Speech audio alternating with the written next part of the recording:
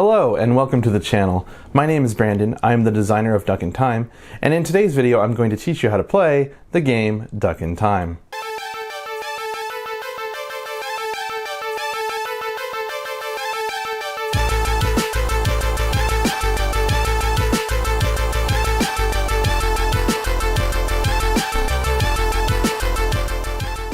Duck in Time is a roll and move game in which players traverse different time periods, as shown on the box here, in order to save ducks who are literally stuck in those time periods. And these are the ducks in question. Before the game ends, whoever has the most ducks in their inventory is the winner. Now that we know what Duck in Time is, let's go over the setup. I just want to give off one disclaimer before I get into setup. The kit you see here is actually the designer kit, my kit. I had to do a few small changes for the contest that this was made for on thegamecrafter.com. And so, one thing you'll notice is I have 2 dice here. I had to change that to 1 wooden die. And because I had to change that to 1 wooden die in the retail kit, I also had to change this card, Move Duck. It's not a huge change, but you will notice that the rules on the Move Duck card are quite different than what I have here. And that's it. So let's get a setup. As always, with any of my games, take out everything out of the box, including the rules booklet, which I have right here. I'm just gonna put it aside for now. Okay, you should have your wooden die, time cards, play mats, which are the time periods you will be exploring, meeples, which represent your characters, as well as some tokens over here. I almost forgot to mention that also within the retail kit, you can't really see them too well here, but these tokens, all these tokens, are a little bit more blown up so that you can actually see. That was a lack of judgment, an error on my part, and I apologize, but in the retail, they will not be super small like this. So there you go. Now that we have all the components out of the box, including the rules booklet, which I do have here, I'm just going to put to the side for now. This is what we're going to do to set up the game. Again, I'm going out of order, like I did on my other videos, because I don't want to take forever and I don't want to take too much of your time. So starting with these meeples, you can just assign a person a color, whichever color they choose. However you want to do that is up to you. Again, you're only going to have 1 wooden die because this is the designer kit, so you can just put that die aside for now. Next, you're going to have a full deck of time cards. You're going to want to shuffle those and put those to the side, or put them in the middle of the table, I should say, so that everyone can reach them. Okay. Next, you're going to distribute, and these are, I know they're tiny, but they'll be bigger when you get yours. You're going to distribute these steel duck tokens, which are the light purple or violet tokens, to each player. Distribute 1 to each player, as well as the double time OK tokens, which are a dark purple color. So every player gets 1 token. And then they should also flip it up to the green side, because there's a green side and then there's a red side to each of these, even though you really can't see it here. But yeah, so everyone needs to have those flipped up to the green side. As for these tiny white double time tokens, you can just leave those in the middle of the table for everyone to reach at. Okay, now here is the most important part of the setup. Depending on how many players are playing, you will go through either 2, 4, or all 6 of these time period playmats, and that's determined by the number of players. So if only 2 of you are playing, choose any 2 of these time periods you want to explore. They're all different, as in the spaces are as randomized as I possibly could. So the ducks are going to start in different spots depending on which time period you choose. Okay, if it's 3 players, then you're going to want to choose 4 time periods to go through. And if it's 4 players, you're just going to go through all 6. So, yeah, depending on what the party wants to do, pick either 2 for 2 players, 4 time periods for 3 players, and then all 6 for 4 players. And you're going to go through those time periods. For a 2 and 3 player game, like I'm just going to give you an example. Let's say I'm choosing the 80s one, the 80s duck first, as well as the Olympian duck, or the Olympian duck. Yeah, I'm pretty sure that's what I named him. I'm going to use these two time periods because I'm going to be playing with one other player. So in this case, I'd take the rest and put them aside because they're not going to be used. And again, I don't have nails, so this is taking a little bit longer than what I want it to. Excuse me. Okay, so I'm just left with these two, and there are duck tokens that match their time period. So I'm just going to find the two that I need. There's that one, and then the 80s duck, who is. Wait, did I pass the 80s duck? Oh, I did. There you go, 80s duck, who's just grooving her way every day to, I don't know, Bee Gees or something. What, I mean, I think they were 70s. I don't remember. Anyway, so in a two-player game, for example, once you have your two time periods you want to explore, as well as the duck tokens that correspond with said time period, you're going to choose which one to explore first. In this case, I'm just going to say Olympian duck. Why not? And I'm going to put that duck token at the start, or not at the start, but where the outline is of the Olympian duck. And now you're ready to play Duck in Time. So now that we finished setup, I'm going to go over how to, well, basically how to play the entire game, because it's pretty simple. But I'm also going to go over how each component interacts with this game, because having those in two different sections doesn't make sense to me, and it just makes more sense. It's more fluid if I just explain it all at one time. Okay, so in this example that I have here, this is going to be a two-player game between red and yellow. They have decided to start off with the Olympic time period to find the Olympian duck and save that duck. And we have yellow's inventory over here and red's inventory over here. Both yellow and red have one double time OK token, which are the purple tokens, and one steel duck token, which are the violet light purple tokens. And those are important to have, and they should be flipped up to the green side to show that these players are affected by both of these tokens. And I'll explain more of those later as we get into the game. I also have 4 double time tokens over here because in the rules it states that a player can only have 2 of these tokens in their inventory at any time. So it didn't make sense for me to put all 8. Now let's start with an imaginary roll. Red's going to go first, and red is going to roll 3. Start here counts as 1 spot. So, or counts as 1. Wait, quote unquote 1. Alright, so 1, 2, 3. Red lands on a spot that says draw a time card. Well, obviously, red draws a time card, and they get a still duck card. Now, I'm going to mention at this time 2 things. 1, whenever a player draws a time card or picks up a token, it could be like a double time token or the duck token, whatever.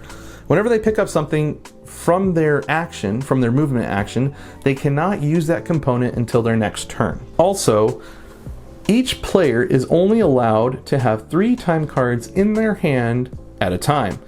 If, for whatever reason, a player lands on a draw time card square and wants to draw said time card, they must first discard face up one of their old time cards to an imaginary discard pile before drawing the new one. Let's move on. Lovely yellow rolls. They roll a 2.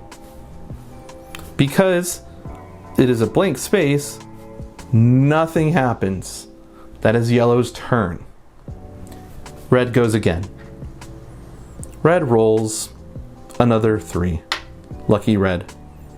Lucky 3. But not really, because nothing happens because it's a blank spot. So yellow goes. Yellow rolls 1, 2, 3, 4. This is what we call a shove, a push, a nudge, whatever. I don't even remember what I called it in the rules, but essentially you're pushing someone. When you roll on a spot where another meeple is, you are pushing them to the next available spot in front of them. Now, there's 2 reasons behind this madness. Firstly, these squares, I'm going to take both these out. These squares are really tiny, so it doesn't make sense to have more than one meeple on a square. That would just be stupid. Absolutely stupid. Secondly, when a person gets shoved, or nudged in this case, a space forward, if they land on a square that has the double time token outline, or draw a time card, or the actual duck token, they are not allowed to pick up those components. I'll say it again. If they roll on any one of these squares, the double time, draw a time card, or the duck token areas, they cannot pick those up. The only exception is when they get nudged to the warp to start square, the green square over here, then they must go back to start. That's the only exception, and that's that. Now, this has happened once during one of my testing, during the testing phases. Someone would land on warp to start, but someone's already at start here. Well, simply what would happen is they would just nudge them a spot forward. Simple as that. Sometimes there could be an issue where, and let me borrow green for a minute. There could be an issue. Let's see. So let's say yellow was over here and they rolled that 4, like we were talking about earlier. 1, 2, 3, 4. They're gonna nudge red to the next spot, but like I said, there can't be more than one meeple on a square. That means green has to go forward as well to the next spot. Neither red nor green will draw a time card or pick up a double time token though. Alrighty.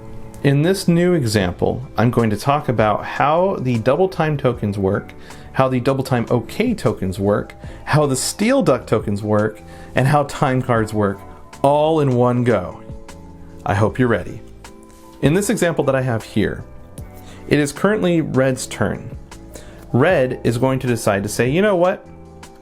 I'm going to use, I know you won't be able to see it that well, but I'm going to use this double time token to take an extra turn after this first turn that I'm taking. So what they do is they declare that, they put this token back in the pile, which is off to the side, and then they flip over their double time token to the red side, which I know you probably can't see, but there's a little red X on it. Trust me on this. What that means is that two things technically. Even though it is on the red side, red can still collect double time tokens. That's not the issue. The issue is red can no longer, oh, why is this over here? Red can no longer use a double time token during this time period. And then, not only that, but this does not refresh, doesn't flip over until the next time period. And then when the next time period rolls over, or comes around, whatever, then they can use a double time token again. So, let's say, going back with the example, red wanted to use 2 turns, one right after another. On their first turn, they roll a 3. 2, 3. Now, before they roll again, yellow says, you know what? This is a little too scary. Sorry, my nails. I don't like what's happening here. I'm going to play the time card Move Duck, which reads, play this card before the active player has rolled the 6-sided die. Roll the 3-sided die and move the duck token forward or backward X spaces according to the roll. So they're going to do this. And again, this is my designer kit, so the rules are a little bit different for Move Duck, and you're going to be using a wooden die instead, but essentially it's the same concept. In this case, yellow rolls a 2. Sure, we'll just say it's a 2. So yellow's like, you know what? I'm going to move it back 2 spots. I don't think you're going to get it there. Interestingly enough, I'm going to keep that over here. The duck token is now on the spot where the double time token is. In this case, if red were to roll a 1, they would only take the the duck token rather than the double time token, because that's what takes precedence, is whatever is on top, physically speaking.